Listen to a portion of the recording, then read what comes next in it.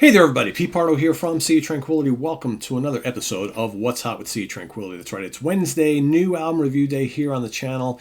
You're going to get at least this one today. I wanted to get you at least one because, as you know, I am not actually in the office. I am not at home today. I am away on a business trip for my day job. So I figured I'd record at least one of these for you on the weekend before I left, so you had at least one new album review to check out, something to listen to and investigate.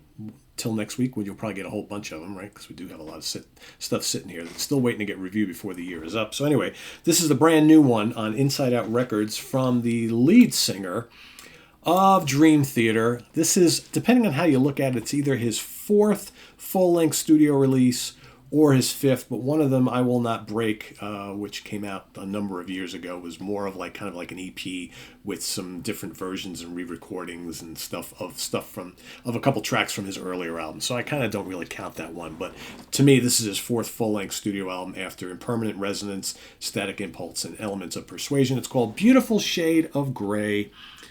Cool cover there. Very cool packaging, actually. Sony Music / Inside Out. Let's take a look at this here. All right. Lots of cool artwork on this. Kind of real melancholy, right? And there's all the players that appear on the album. I will be talking about them all in just a second. Let's take out the booklet. Okay. Here, James is all the different lyrics to all the songs, all the rest of the players. There they are again. All right. So, who do we got on this album? So do I need to go each page, or do we have an actual list here? Let's go page by page here. So we've got, of course, James on lead and backing vocals. We've got Paul Logue, or however he says his name, Logue, Logue, okay, from Eden's Curse. He is on bass guitar and acoustic guitar, also co-wrote the entire album with James. We've got on drums, LaBrie, James's son, who, does a fantastic job on here. We've got on keyboards, we've got Christian Pulkkinen, okay, on all sorts of keyboards. We've got, as always, on guitar, Marco Sfogli, terrific guitar player on acoustic guitar and electric guitar, lead guitar. Not a lot of electric guitar on this album. I'll get back to that in a second. And that is the band for the album. So, what's this album sound like? Well, I actually had no idea when I first picked this up that this was mostly an acoustic-based album. But let me explain. So, acoustic-based, meaning most of the guitars on the album are acoustic guitars. There are some electric guitars played by Mr. Sfogli on the album, but for the most part, it's just a lot of lush acoustic guitars, along with electric keyboards and piano, right? Drums and bass and vocals, obviously, which gives the album a little bit of a different flavor, as it's not really a riffy album. Right, so this does not sound like a Dream Theater album. I think some of James's other solo records still had that kind of Dream Theater feel to them, because he was going for the whole kind of progressive metal, progressive hard rock type thing. So lots of keyboard and guitar solos, big up tempo stuff and whatnot. Whereas this is a little bit more kind of toned back a little bit, but still it comes across still kind of powerful sounding, even though there's no big riffs all over the place and not a lot of shredding and all that sort of thing.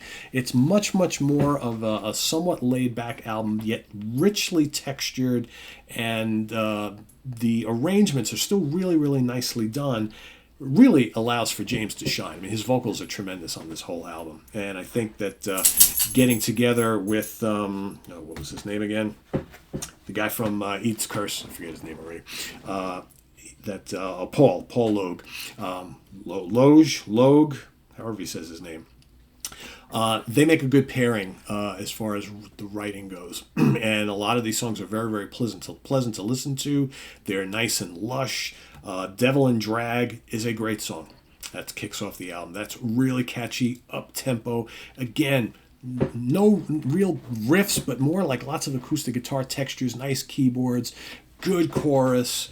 It's catchy, it's melodic. You've got that appears on here in its more acoustic form, and then at the tail end of the album you get the full-on electric version of it. They're both really good, depending on what you like, right? Supernova Girl, really, really catchy. Really catchy song.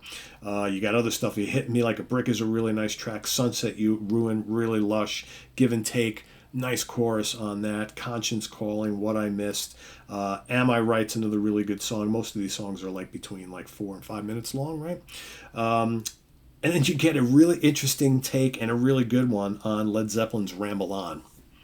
Again, that's mostly an acoustic song anyway, right? For the most part, at least most of it. And it really works well within the framework of this whole album here. It's really well done. James sounds great singing it. The acoustic guitars are well layered, right? You got the drumming, nice drumming on it as well. It's a really good album, really pleasant album. It's catchy, it's melodic. It's not the big progressive metal statement that like he does with Dream Theater, obviously, but I think it sounds a little bit more of a personal album. Him and Paul co-produced it along with Chance. He had some work on the production as well, and mastered by Jens Bogren as well. So it's a really good sounding album. Like I said, it's emotional. The album hits you hard because I think that the arrangements and the songwriting and the vocals are just done in such a way that they're emotional and powerful, and the album comes off as if it was this big, bold, bombastic production, when in actuality it really isn't. It's a little bit more laid back, and I think it works to James's to all of his strengths, right? Because I think his vocals just really, really shine here. He's not straining at all. He sounds very natural, and the songs are really good, and they're memorable, and they're catchy. That's the important thing. So check it out. Easy 4 out of 5 star for me. Beautiful Shade of Grey from James LaBrie, Inside Out Records, or Inside Out Music, I should say. So check it out if you haven't already. If you have heard it, put your comments down in that comment section below, your feedback on this album. If you haven't heard it, go check it out. Let us know what you think. Come back and report in. So thanks for watching, everybody. Visit us on the web at www.seaoftranquility.org. We're on Facebook. We're on YouTube. All together, all the damn time. That's going to be it for today. We'll get to more new stuff next week, because obviously this week kind of hard with me being away. So, I'm on a business trip. I can only pre-record so much stuff, and it was kind of a busy weekend. So there you have it. But next week, you'll get at least 3 or 4 from me next week. I've got just enough to kind of finish out the year with new stuff, and then we'll get moving into 2023 releases, right? So thanks for watching, everybody. I am Pete Pardo. Have a good one. See you tomorrow on The Monster's Den. Take care. Bye-bye.